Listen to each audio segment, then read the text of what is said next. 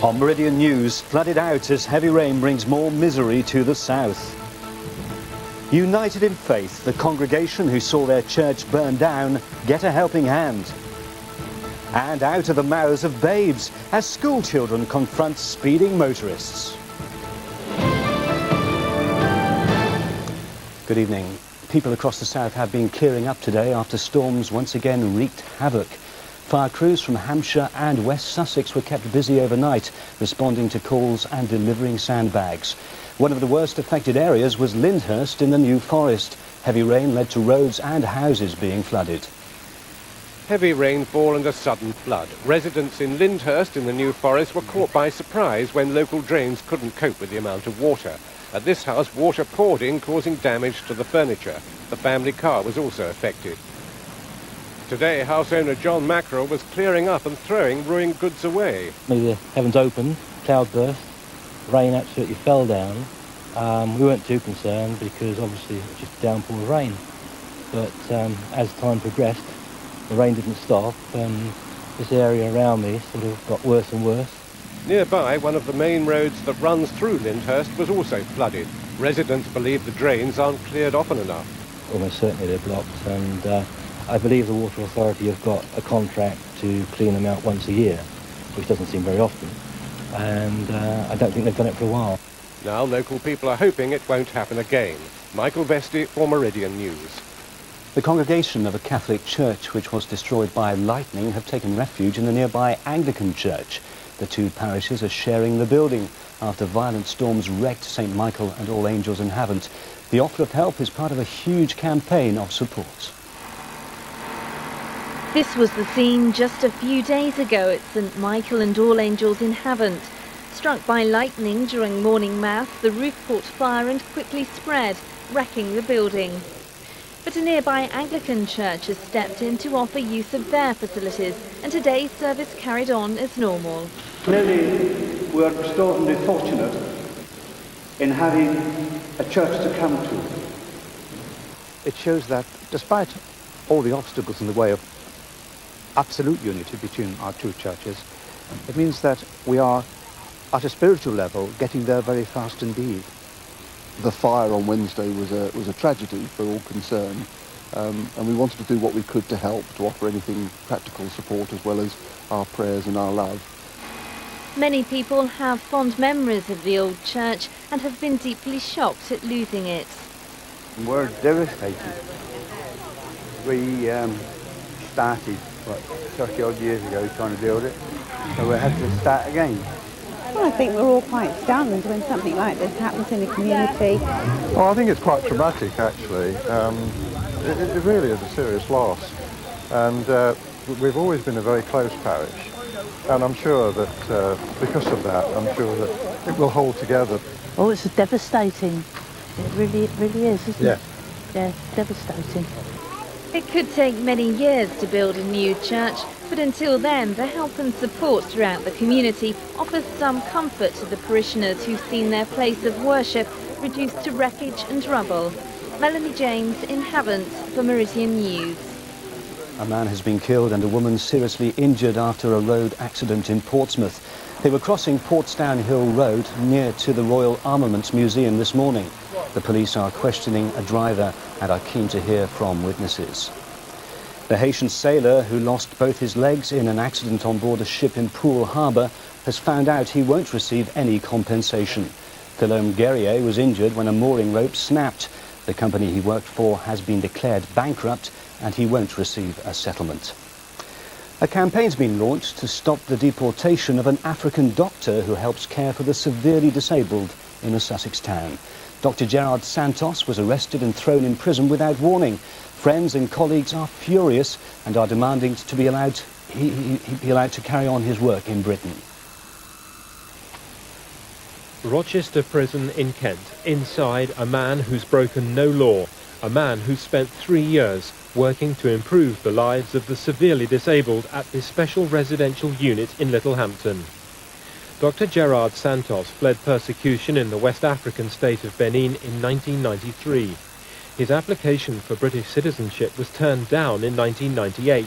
He had heard nothing since. Then, without warning, last week, he was arrested. I think it stinks, really. There's many people in this country now that are illegal. They're being looked after by the social services or the government or whoever, and an innocent man like Gerard that can't do enough for the community. He's so law-abiding, he wouldn't do anything wrong.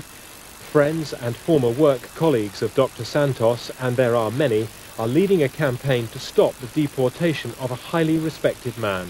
Kind, considerate, fantastic person to work for, puts others before himself. Brilliant at his job, absolutely superb. Dr. Santos had a work permit and reported without fail once a month, as ordered, to Worthing Police Station. It's absolutely disgusting. I don't know what he's done wrong at all. He's done everything by the book, as far as we all know. He's been treated like a criminal, and he's not. Mr. Santos's supporters have now launched an appeal against his deportation. I really feel that Gerard shouldn't be sent home. They need to send the ones home that are here illegally. And the government needs to really think about what they're doing and look at the cases and listen to the people that are appealing for him. The Home Office says it can't comment on individual cases while they're being processed. Hugh Kirby in Littlehampton for Meridian News. Speeding motorists in Wiltshire are being confronted by angry school children after driving too fast through their village. The drivers are offered the choice of either having penalty points put on their licence or having to face the youngsters. Police say the initiative in the village of Tillshead near Salisbury is the first of its kind in the country. For speeding motorists, it was an unusual choice. A ticket, fine and penalty points on the licence, or being confronted by local schoolchildren, angry at those who drive too fast through their village. If they really are driving too fast and a child could get hurt and maybe die. That's what they're saying to you. Do you think you need to take more notice? Yes. I can't argue with that. I am guilty. I can't argue because that is absolutely correct. It's brilliant to hear it from this age. It really is. Great. Within a few hours, more than 50 drivers had been stopped. A lot of the children who come to the school actually live in the village. Yeah. Some of them have to cross the road and they're very concerned about the dangers and the speed that some of the cars come through the village. Yeah.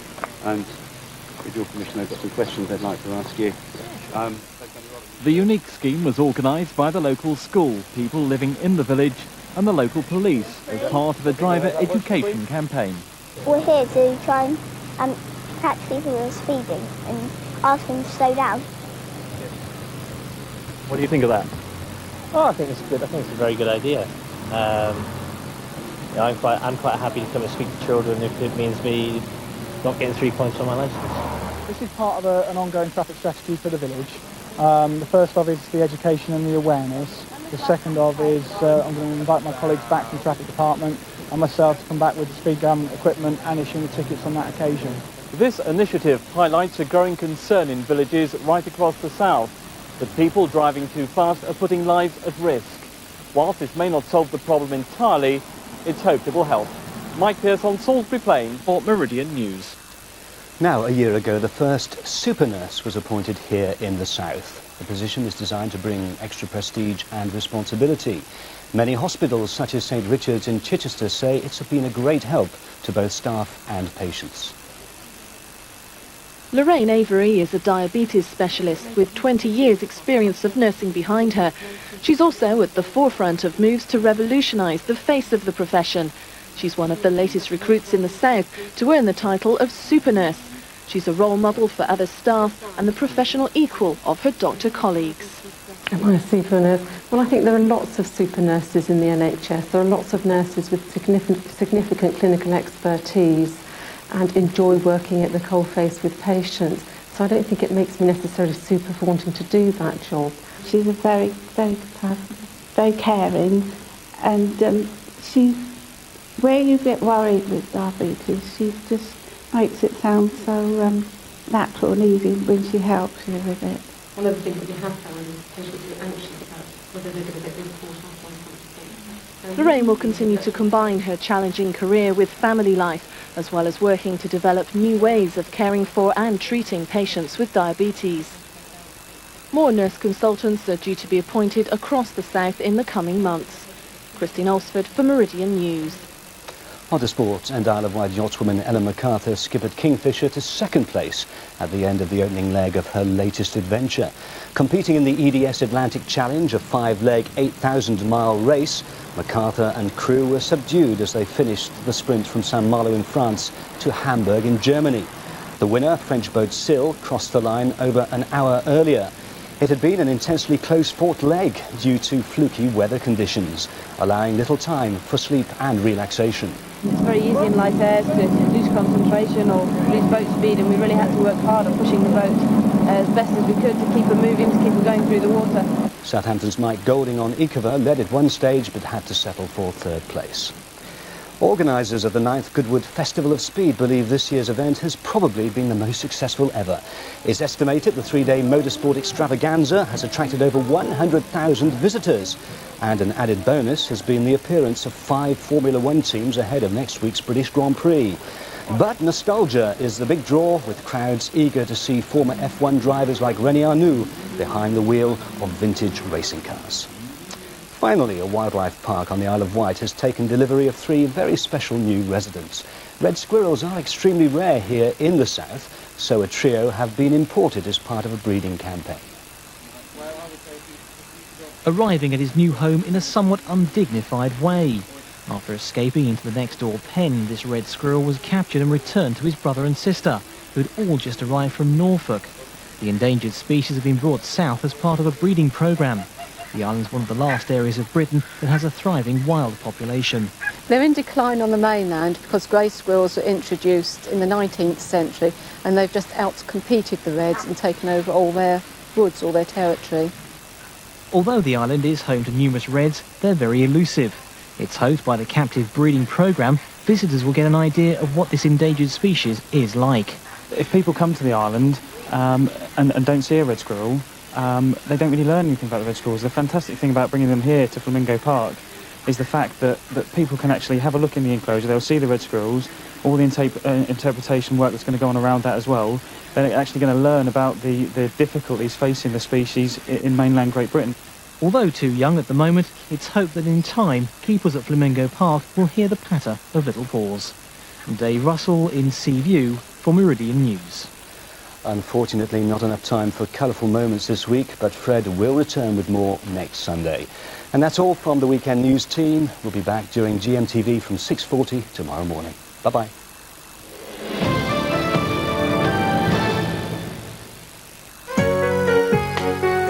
Meridian Weather, sponsored by Sea France, Dover-Calais Ferries.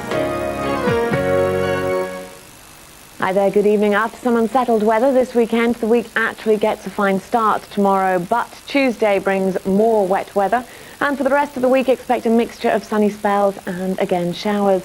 With low pressure to the northeast moving towards Norway, today's thickest cloud and showers can follow away from central and eastern parts. High pressure and dry conditions have replaced from the west. Thicker cloud again to the far northwest has meant some damp moments in the West Country. You can see the low over the North Sea edging away to the east. As a result, Britain is in a cool northwesterly flow. This occluded front has brought the thicker cloud and rain in the east, while pressure building from the west introduces drier weather. And that should mean fine dry weather with clear spells and patchy cloud tonight through the west of our region. Tomorrow's fine from early on with plenty of sunshine, but feeling fresher than of late. There's more cloud around in the afternoon, but the day stays dry. To the east, tonight's also mostly dry with patchy cloud and clear spells, though lingering cloud on the east coast may produce the odd light shower. Monday's fine with prolonged sunshine in the morning, more a mixture of broken cloud and sunny spells as the day progresses. Tomorrow's fine weather comes with a ridge of high pressure across the country. However, the next frontal system is imminent with cloud and rain arriving in the west by the end of the day. Low pressure pushing in from the Atlantic makes Tuesday overcast and wet as fronts sweep across eastwards. The cold front will bring the heaviest rain, more broken cloud and blustery showers follow.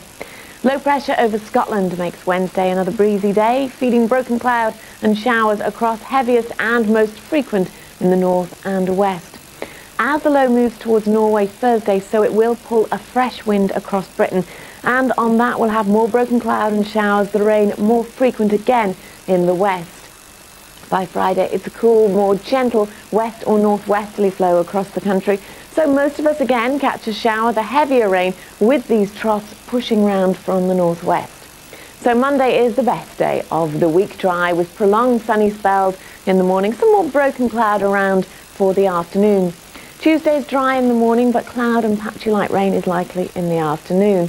Wednesday's showers are scattered for the morning, more widespread again during the afternoon, while Thursday's showers should actually be limited to the afternoon with a few sunny spells on show during the day as well. By Friday, expect a cooler day with more showers feeding across on the breeze and only occasional bright spells. That's all for this evening. Do enjoy your evening. I'll see you soon. Bye-bye.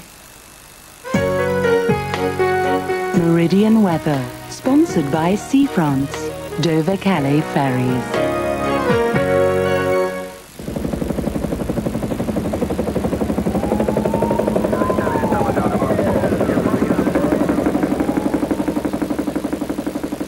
This week on Crime Stoppers, we want your help to find a number of criminals caught in the act on security cameras. First, there's an armed robbery at a co-op in Borough Green, Kent. A man demanded a cashier empty the till whilst holding her at gunpoint. He's described as being 5'6" in height and in his early 30s. He was wearing a dark long-sleeved top, sunglasses and a dark green hat with a floppy brim. Next, we take a look at a theft from a Curry's electrical store in Southampton earlier this year. Police want to identify this man. He walked into the store and picked up a brand new DVD player. After hiding it behind some display boards, he removed the player from its packaging before walking out of the store without paying. Don't forget the Crime Stoppers number is 0800 555 111 and all calls are free.